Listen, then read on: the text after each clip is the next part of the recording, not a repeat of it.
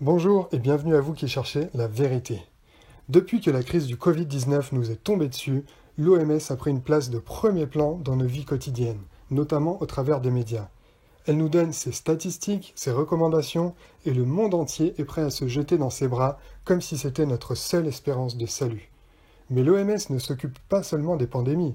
En fait, elle nous prodigue ses bons conseils depuis 70 ans, et ce dans des domaines variés, comme par exemple le sujet du jour, la sexualité. Mais avant, un petit point sur qu'est-ce que l'OMS? C'est l'Organisation mondiale de la santé, une branche de l'ONU, qui est tout simplement l'ébauche du gouvernement mondial. À noter que ce n'est pas une organisation à but non lucratif, mais une agence. Il est donc intéressant de jeter un coup d'œil sur le budget de cette agence. Ça marche un peu comme la bourse. Les plus gros investisseurs sont ceux qui ont le plus grand pouvoir de décision. Un des plus gros donateurs, le deuxième en fait, avec 600 millions de dollars, est la fondation Bill et Melinda Gates. Mes amis, je pense qu'il faudra une vidéo entière sur cette fondation. Ah, il y a des dossiers. Mais restons sur ce graphique. Regardez le quatrième investisseur, Alliance Gavi. Vous connaissez pas? Eh bien, c'est tout simplement une branche de la fondation Bill et Melinda Gates. Vous ajoutez donc 220 millions de dollars, ce qui en fait le premier donateur ex aequo avec les États-Unis. Sauf que Trump ayant pris la décision de quitter l'OMS, cela fait de Bill Gates le principal donateur de l'OMS, et de loin, sans oublier en 9e position le Rotary Club, qui comme par hasard est en partenariat financier avec la fondation Bill et Melinda Gates depuis 20 ans.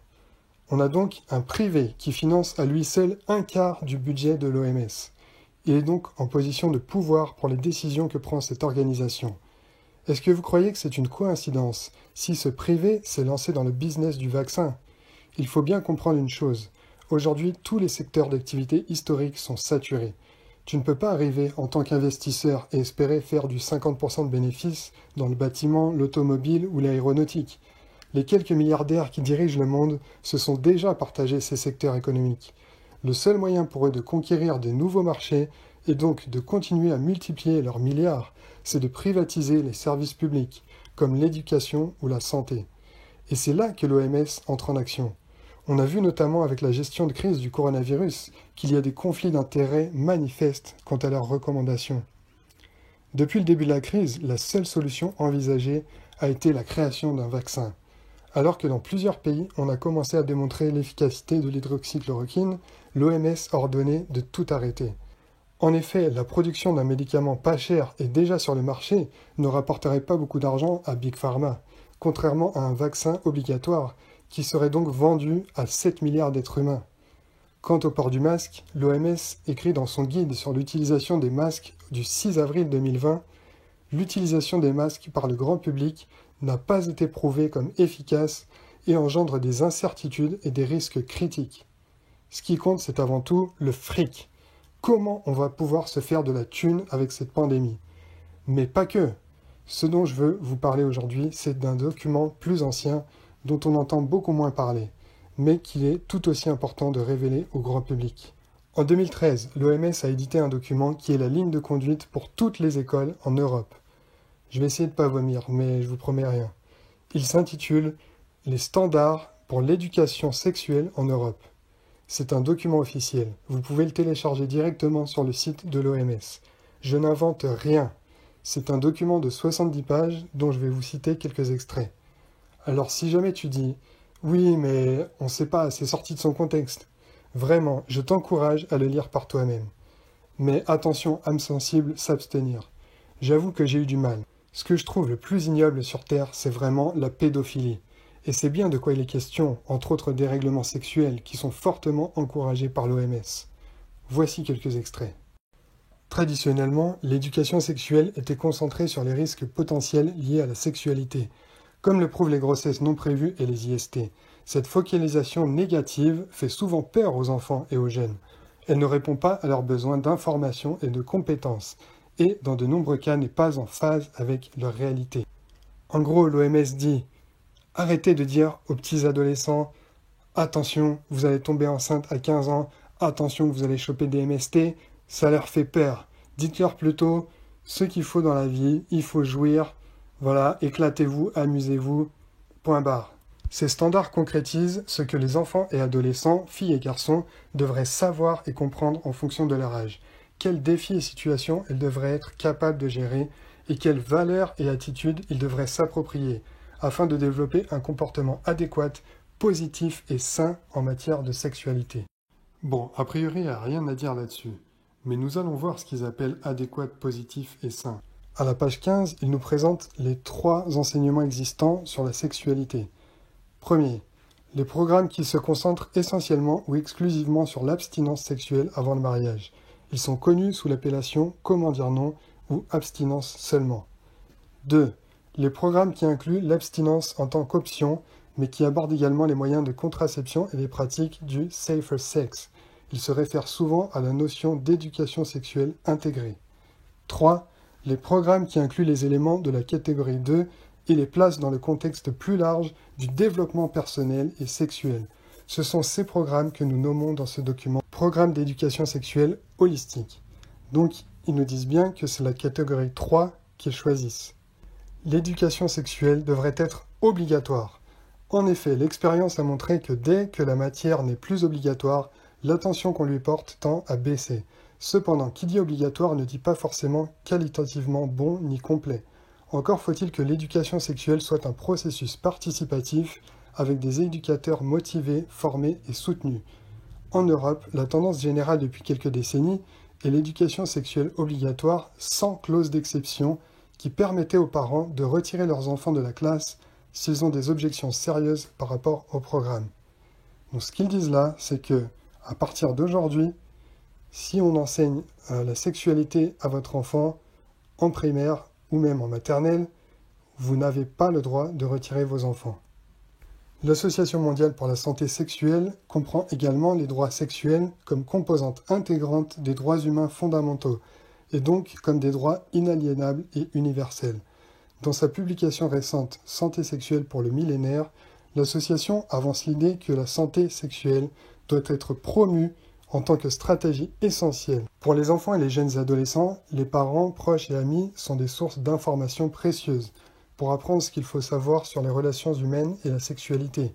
Toutefois, dans la société contemporaine, ces sources d'informations ne suffisent pas, car elles ne disposent souvent pas elles-mêmes des connaissances requises, notamment lorsqu'il s'agit de donner des informations techniques. Sérieux, en gros, vous les parents, vous n'êtes pas capable de parler de sexualité à vos enfants. Vous ne savez pas comment faire.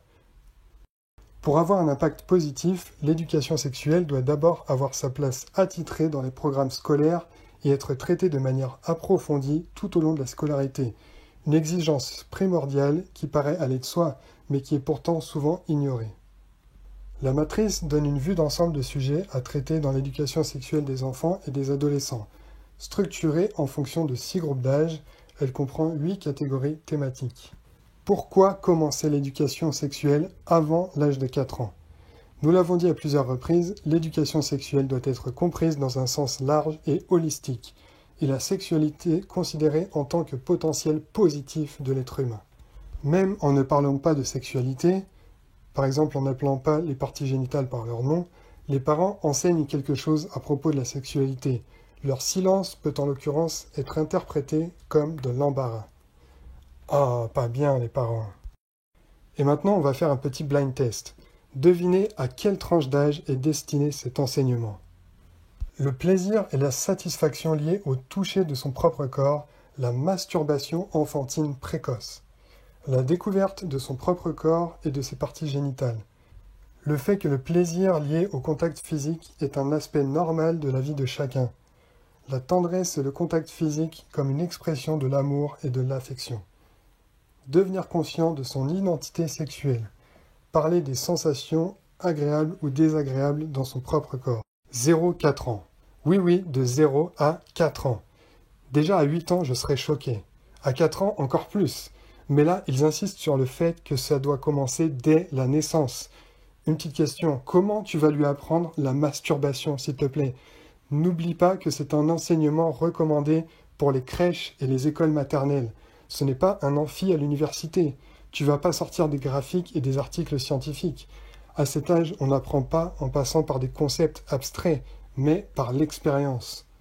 Alors je me demande qui va lui montrer comment on fait à ce petit? Qui et comment on va le juger là-dessus? Oui, parce que c'est un enseignement pour lequel il va y avoir une évaluation. C'est écrit noir sur blanc. Ensuite, comment on va lui apprendre à dire qu'il n'aime pas qu'un adulte le tripote? Comment va-t-il savoir qu'il n'aime pas d'ailleurs? Eh bien, il faut d'abord essayer. Bah oui, parce qu'il doit apprendre à s'exprimer sur ce qu'il n'aime pas. Mais la moitié ne savent même pas parler. C'est de la folie. Comment tu exprimes tes désirs sexuels à 2 ans? Est-ce que vraiment un enfant de 2 ans a besoin d'apprendre comment on fait les bébés? Est-ce que ce n'est pas aux parents de le faire? Pas à l'école, mais aux parents, et à leur façon, et à l'âge qu'ils estiment juste pour leurs enfants. On assiste là à une perversion du concept des droits de l'homme. On supprime le concept de pédophilie par celui du droit de l'enfant. La question, c'est plus est-ce qu'un adulte a le droit de coucher avec un enfant? C'est devenu un enfant est un être humain comme les autres. Il a autant de droits que les autres. Maintenant qu'il est formé et informé, il a le droit de coucher avec un adulte si c'est ça qu'il veut. Non mais j'espère vraiment que je ne suis pas le seul à tomber de ma chaise. C'est dégueulasse. On a affaire à une bande de tarés. Ça va dans le même sens que la loi Chiappa, à cause de laquelle un mineur qui se fait violer doit maintenant prouver qu'il y a eu violence. Il doit prouver qu'il a été violé. On a assisté en 2017 à plusieurs scandales où des pédophiles ont été acquittés parce que la pauvre fille de 10 ans n'a pas su prouver que c'était un viol. En gros, l'OMS nous dit que cette formidable avancée de la formation à la sexualité permettra dans le futur à ces petites filles de mieux se défendre. Est-ce que vous êtes prêts à gober ça? On veut surtout les habituer aux attouchements, à la pornographie, aux relations sexuelles de plus en plus jeunes. Allez petite, prends bien le temps de réfléchir. Est-ce que tu es sûr que tu n'aimes pas un petit peu ça au fond? Ah, quelle bande de pervers! On reste dans le 0,4 ans. Les bonnes et mauvaises expériences de son corps. Qu'est-ce qui provoque un bon ressenti, une bonne sensation? Écoutez son corps. Le droit d'explorer les identités sexuelles. Le sentiment qu'il est possible de décider pour soi. On va maintenant voir ce qui est réservé aux plus grands, enfin aux plus grands. De 6 à 9 ans. Les changements physiques, menstruation, éjaculation, variations individuelles au cours du développement. Les choix possibles en matière de parentalité, grossesse, infertilité, adoption. Les connaissances de base en matière de contraception. 6-9 ans. L'influence positive de la sexualité sur la santé et le bien-être. Les différences entre identité sexuelle et le sexe biologique. Et là, à partir de 9 ans, bien sûr ils sont assez grands, acquérir des compétences dans l'usage et la maîtrise des médias modernes. Mobile, Internet, composé avec la pornographie, à 9 ans bien sûr. La première expérience sexuelle, l'orientation sexuelle. Obtenir des contraceptifs et des préservatifs et les utiliser correctement. Voilà, je vous laisse juge là-dessus. Document officiel de l'OMS pour nos écoles. J'encourage chacun à utiliser son discernement. Et je rappelle ce qui est écrit dans la Bible, dans Romains 12, verset 2, « Ne vous conformez pas au siècle présent, mais soyez transformés par le renouvellement de l'intelligence, afin que vous discerniez quelle est la volonté de Dieu, ce qui est bon, agréable et parfait. »